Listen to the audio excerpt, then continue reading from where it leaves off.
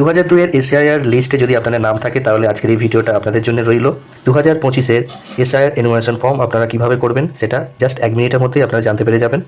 যদি আপনাদের 2002 এর এসআইআর লিস্টে আপনাদের নাম থাকে সেক্ষেত্রে এই বক্স এবং এই বক্সটা ফিল আপ করতে হবে।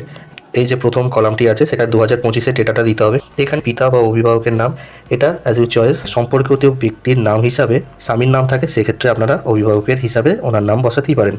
যে নেক্সট যে পয়েন্টটা, সর্বশেষ এসআইআর যে লিস্ট, এসআইআরের যে তালিকাটা আছে সেইখানে নির্বাচকের নাম সেটাই এখানে লেখা আছে। তারপরে ওনার এপিক কার্ড লেখা হলো, তারপরে আত্মীয়র নাম লেখা আছে, এই এসআইআর লিস্টে আছে।